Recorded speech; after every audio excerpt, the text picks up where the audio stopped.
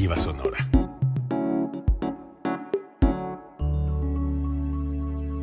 Código Libre.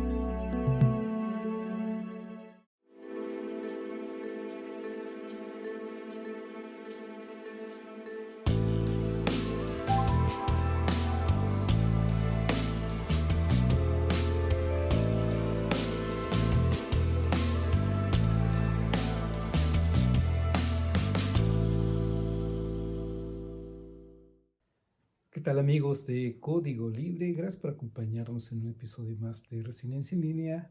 Amigos de Media Plataforma también, muchas gracias. Queremos platicar más que del primer año de gobierno de Claudia Sheinbaum, de su base política, su base social, porque nos parece que en eso radica el poder de Claudia Sheinbaum. Claudia Sheinbaum tiene una aceptación o una popularidad de más de 70%. En ocasiones, por momentos, incluso más que la aceptación de López Obrador. Y esto es muy bueno para México y es muy bueno para todos los mexicanos. Tener una presidenta fuerte, por ejemplo, para que pueda negociar de frente a personajes agresivos como Donald Trump. Y podemos preguntarnos en qué radica el poder de Claudia Sheinbaum, pues precisamente en eso, en su popularidad o bien en el pueblo de México. En eso consiste, me parece, básicamente. Recordemos que el partido de Morena empieza como un movimiento de regeneración nacional y después de un movimiento se convierte en partido político e intenta hacer eso un movimiento social o al menos mantener esa base social que fue construyendo desde la década anterior y se ha consolidado hasta la fecha. Esto ha traído también cosas que pueden preocuparnos. En un momento más les voy a decir por qué. Pero entonces, ¿en qué radica el poder de Claudia Sheinbaum? El éxito de Claudia Sheinbaum, pues precisamente en el pueblo de México. Y eso lo se ve muy bien la oposición de México, la oposición a la presidenta, y esa oposición está constituida por empresarios, ustedes lo saben, como Ricardo Salinas Pliego o Claudia X González. Y esa oposición también está integrada por la televisión corporativa, lo sabemos, y otros personajes. ¿Y qué están haciendo esta oposición, además de los partidos políticos? Claro. ¿Qué están haciendo? Están intentando precisamente minar la credibilidad de la presidenta y de la Cuarta Transformación respecto de su base social. Esa base de poder de Claudia Sheinbaum, más allá de su administración pública federal, se asienta en el pueblo de México y precisamente es lo que intentan minar. Imaginemos que esto de la Cuarta Transformación o bien la presidencia de Claudia Sheinbaum es un puente que tiene bases, intentan minar esos pilares de ese puente, de esa base popular. ¿Cómo? Con cosas tan burdas como escándalos de que si los hijos de López Obrador se pasean por el mundo o que si Fernández Noroña viaja en primera clase en avión. Vamos, esos son los problemas que tiene México en estos momentos. Cuando históricamente el gran problema de México y todavía a la fecha sigue siendo la corrupción. Y aquí no nos destapan problemas de corrupción, sino que destapan o quieren destapar escándalos basados en la comodidad en la que viven algunos personajes de la Cuarta Transformación. Porque si viven en comodidad económica, qué bien por esas personas, qué bien por los mexicanos que así vivan, que puedan viajar en avión, que puedan tener empresas y que les pueda ir bien. Finalmente, esa es la aspiración de todos los mexicanos, que nos vaya bien y que podamos tener ese tipo de comodidades. Pero desde la oposición intentan minar la popularidad de Claudia Sheinbaum, precisamente atacando la solvencia económica que tienen algunos personajes de la llamada Cuarta Transformación, y luego ni siquiera personajes que estén directamente vinculados al gobierno de Claudia Sheinbaum, como los hijos de López Obrador.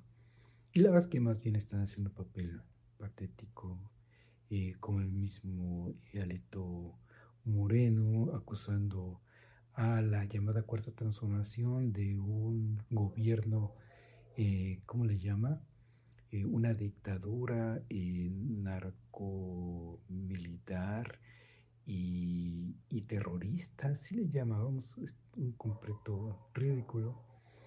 Más bien los problemas me parece están en otro lado. Si intentamos analizar con más seriedad en dónde pueden radicar las debilidades de la llamada Cuarta Transformación y de Morena, pues están en el partido mismo y están en sus comportamientos mismos. Y en unos momentos más me explico por qué.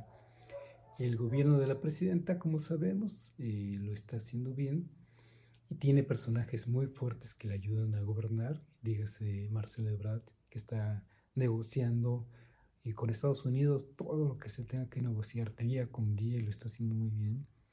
O Omar García Harfuch, que está dando un combate a la delincuencia en México también de manera efectiva. Y los dos muy disciplinados sin querer pasar por encima de la figura de la presidenta. Más bien dando su lugar a la figura presidencial que representa a Claudia Sheinbaum. Muy bien, lo están haciendo muy bien. Y así otros personajes de la vida administrativa federal de México.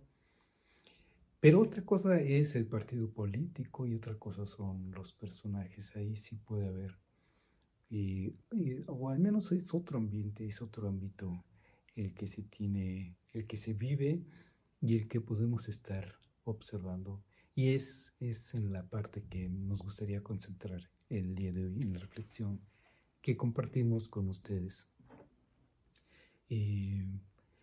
¿Quién gobierna México? Entonces podemos preguntar, pues gobierna la presidenta de México. Y vamos desglosando también la parte que corresponde, por ejemplo, a los gobiernos estatales y tomemos como ejemplo el gobierno de Michoacán, que es desde donde transmitimos y es la sociedad más o menos que conocemos y es la población que nos comunica todos los días y que nos ve todos los días y por eso tomamos regularmente el caso de Michoacán y nuestra ciudad también. Y hoy también vamos a hablar de esta ciudad, desde la ciudad que transmitimos desde la de Michoacán, que a fin de cuentas puede ser un reflejo de lo que pasa a nivel nacional, y incluidos las preocupaciones que tenemos al respecto. Así como preguntamos quién gobierna México, indudablemente Claudia Sheinbaum. ¿Quién encabeza la Cuarta Transformación? Indudablemente Claudia Sheinbaum. Así podemos preguntarnos quién gobierna Michoacán. Evidentemente el gobernador, electo popularmente, pero en términos reales es el gobernador. Vamos, una cosa es quién eligió el pueblo para que lo gobernara y luego quiénes son los poderes fácticos que gobiernan. Y podemos decir, me parece, y esto es parte de la reflexión que tenemos con ustedes y es parte del debate que podemos tener en el ámbito público, pues me parece que es el mismo Alfredo Ramírez Bedoya, que ha ido estructurando, ha ido apoyando la estructura política y social en Michoacán, por lo que nos alcanzamos a dar cuenta. Déjenme decirles de lo que yo me doy cuenta. El partido de Morena, pues también lleva una estructura jerárquica en el Estado, también muy disciplinada hacia la figura del gobernador. Hasta donde me doy cuenta, los diputados locales, y ahorita hablaremos de un par de casos que me llaman la atención, son muy disciplinados en atender las necesidades del gobierno estatal y atender en todo caso las disposiciones del gobernador. Me parece que hay mucha disciplina y parte de esa disciplina y parte de esa estructura política o cómo se fue armando la estructura política del partido en el estado de Michoacán, pues ha sido lo mismo que sucede en el nivel federal. En este caso, diputados locales que asisten regularmente, cotidianamente, más bien cotidianamente, a sus lugares de origen Recordemos que podemos estar pensando también en distritos políticos, en distritos electorales, y están yendo regularmente a informar en lo que le llaman asambleas informativas, y ahí tienen los diputados locales yendo a sus distritos electorales a informar regularmente. Y recientemente vimos que se dieron informes legislativos por cada uno de ellos y fueron a sus distritos a dar un informe. Y me llama la atención, de una vez voy comentando, me llama la atención, por ejemplo, el caso de la diputada local Melba Albavera Padilla, diputada por el distrito de La Piedad, Michoacán. Y me llama la atención cómo es que llenó el lugar donde asistió. Me parece que es un de los eventos, o quizá el evento, para mí es el evento más concurrido de la diputada. Y esto habla también de la fuerza que ha tomado el partido político en el estado y desde luego en el distrito y desde luego en un municipio como el de La Piedad, Michoacán. Para quienes no conocen a Melba Albavera, en algún momento en el trienio anterior, 2021-2024, compitió en las elecciones para presidente municipal, y algunos consideramos que recibió guerra sucia en esa elección. Y bueno, finalmente de manera oficial el voto no la favoreció de manera oficial, pero yo insisto que varios michoacanos, varios pidadenses pensamos que recibió guerra sucia en la campaña. Pero en estos momentos la diputada Melba Albera está mostrando un fuerte apoyo popular, un significativo apoyo popular, y habla a fin de cuentas de la gran fuerza que ha tomado el partido político Morena en el estado y en este distrito. Eso es algo muy significativo y habla de cómo se va estructurando la fuerza política del partido, o cómo se estructura la fuerza política del partido a través de sus diputados, a través de sus dirigentes, también dirigentes distritales del partido, y cómo estos comunican cotidianamente a su población gobernada, de manera muy, muy frecuente. Se acercan en asambleas informativas y les informan de lo que están haciendo como gobierno.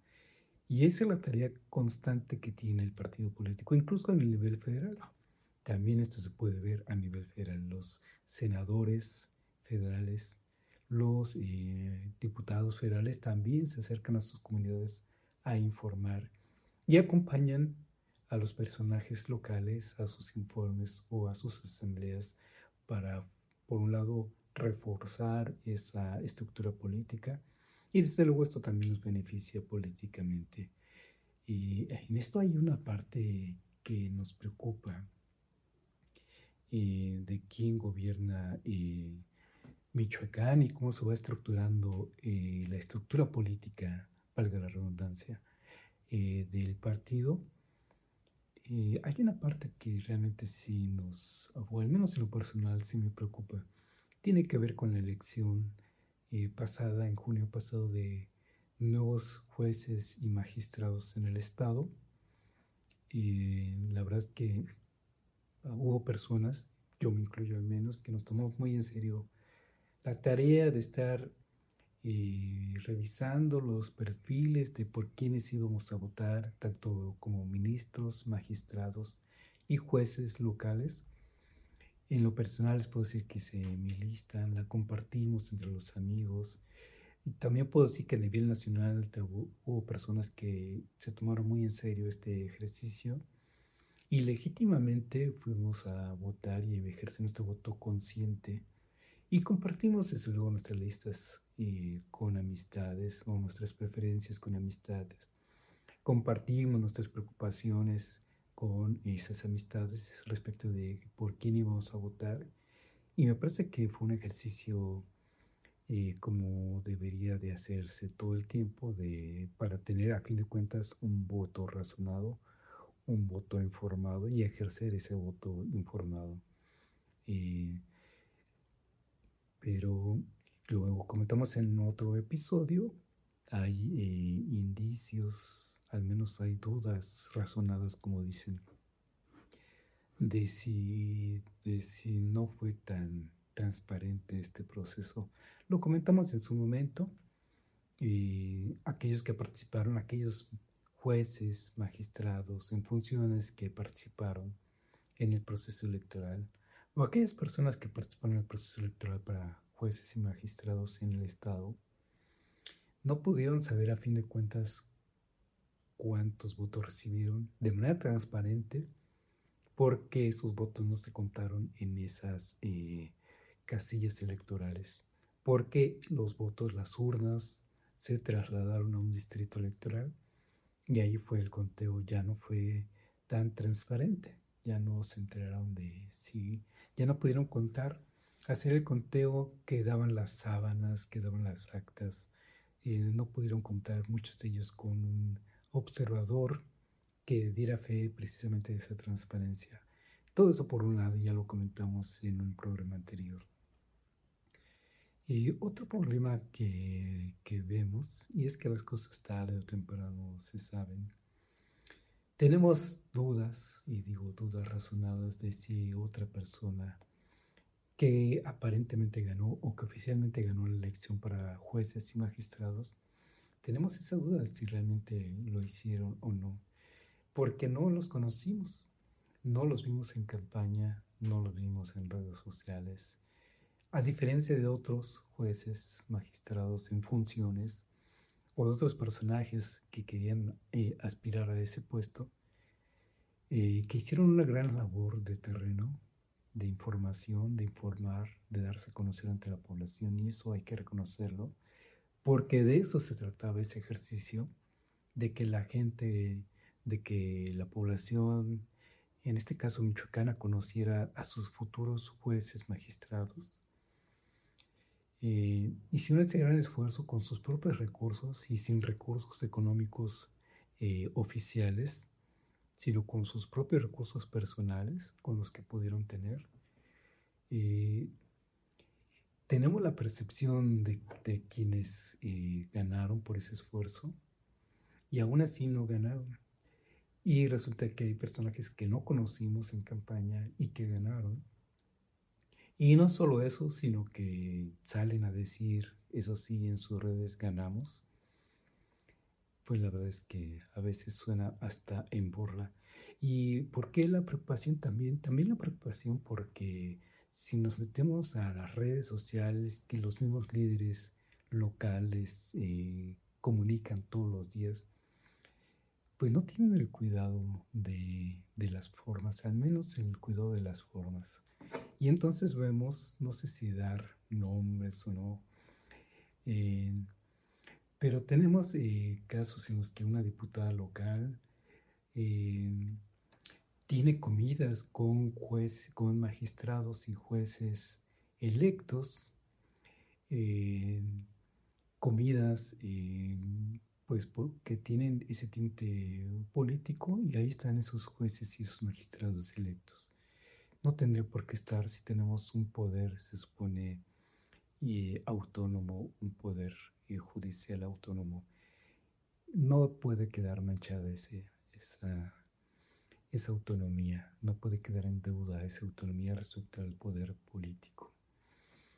Y tenemos esos mismos personajes, y si nos vamos a esas redes, a las redes de ellos mismos, dice una de ellas, una diputada local, y pone fotografías en su Facebook diciendo que se reunió y muestra unas caras muy felices con el juez y vamos a decir en general los jueces de lo familiar, de La Piedad, o bien el juez de Zamora, al menos esas fotografías son las que pude ver.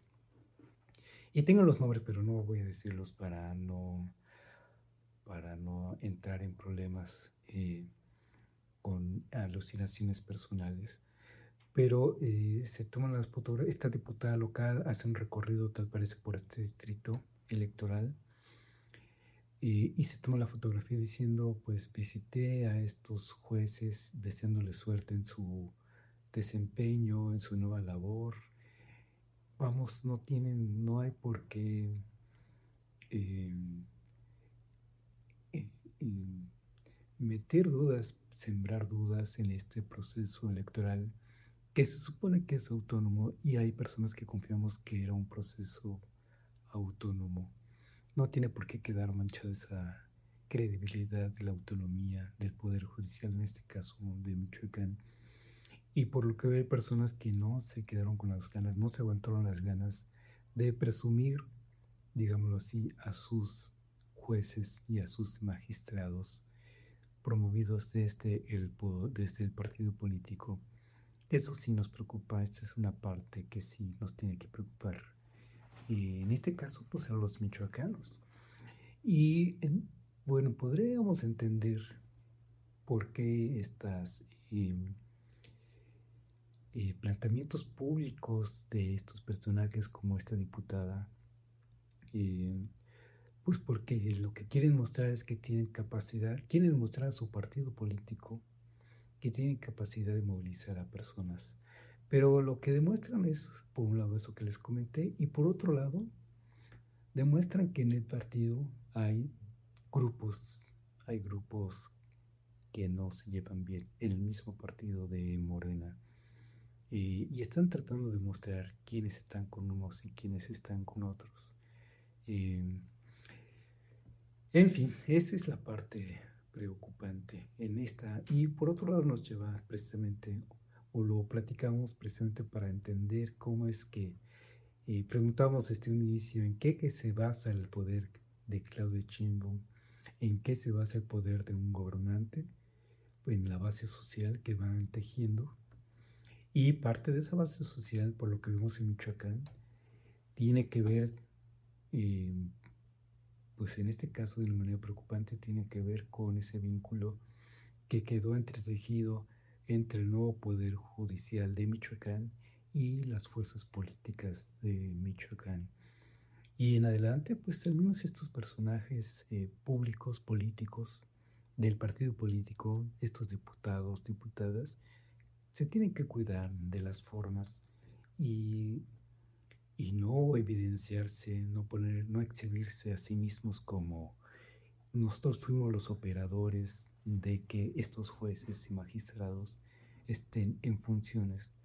Vamos, porque entonces es una burla para todos, no solo para aquellos que aparentemente no ganaron, y tenemos certeza, percepción, certeza de que ganaron, pues es una burla para estas personas que legítimamente participaron y aparentemente no ganaron, oficialmente no ganaron, y es una burla para todos los demás que nos tomamos en serio este proceso. Y por otro lado también cabe comentar que tal parece que en Michoacán ya se decidió en el partido político que va a ser una mujer quien nos va a gobernar en el próximo periodo de gobierno estatal en las elecciones 2027, y empiezan a haber nombres. Estuve revisando y son 6 personitas las que están aparentemente compitiendo, y también es interesante por lo que dijimos hace un momento. Nada más por comentarles brevemente quiénes están como posibles candidatas a gobierno para Michoacán de parte del partido de Morena, y con la fuerza que están teniendo y con la estructura social que están teniendo y la estructura política que están teniendo, la verdad es que va a ser muy difícil que no sea una de ellas. Va a ser muy difícil que no sea de Morena. Están los nombres de Yarabi Ávila González, ella es rectora actual de la Universidad Michoacana. O están Gladys Butanda, secretaria de Desarrollo Urbano y Movilidad. Está Juliana Bugarini, ella es presidenta actual del Congreso de Michoacán, fue dirigente del partido Morena y fue secretaria de Bienestar también del Estado. También está Fabiola Alanís Sámano, ella es diputada y fue excomisionada nacional para prevenir y erradicar la violencia contra las mujeres en el gobierno federal de Andrés Manuel López Obrador. Está Celeste Asensio, ella es senadora federal e impulsora de la diversidad sexual. Y finalmente está Gabriela Desiree Molina, secretaria de Educación del Estado y tiene un doctorado en Gobierno y Administración Pública por parte de la Universidad Complutense de Madrid. Es decir, son personas, mujeres de un perfil sólido, fuerte, cada una pues se ve que por sí misma tiene su propia carrera profesional construida y lo que van a tener adicionalmente en el 2027 cuando sean las elecciones es la plataforma política que le dé Morena. Así que estamos hablando de las posibles candidatas a gobernadora y de aquí entonces tenemos a la posible gobernadora, próxima gobernadora de Michoacán. Y de esto les digo algo interesante con lo que platicamos hasta un momento. Es, por ejemplo, viendo quién acompañó a la diputada Melba Bavera en su primer informe legislativo, pues precisamente la acompañó. De un lado tenía a Gladys Butanda y del otro lado tenía a Juliana Bugarini. Las tenía una y a otro lado y eso habla de la fuerza política precisamente que tiene uno y otro personaje. Por ahora, Melba Bavera pues es diputada local. ¿Y qué aspiraciones tiene para el 2027? Bueno, ya lo sabremos en su momento. En el periodo anterior fue candidata a presidente municipal. Ya lo comentamos al principio del episodio. No sé si va a querer repetir ser candidata a presidente municipal o con la fuerza popular que ya muestra, quizá esté aspirando a otra cosa, una diputación federal. Ya lo sabremos, pero son imágenes, son mensajes que podemos empezar a leer y podemos estar valorando cómo es que se va a ir configurando el mapa político y el futuro inmediato. Y con esto vamos a terminar. Les agradezco como siempre su atención, su asistencia en Resiliencia en Línea y nos estamos viendo la próxima.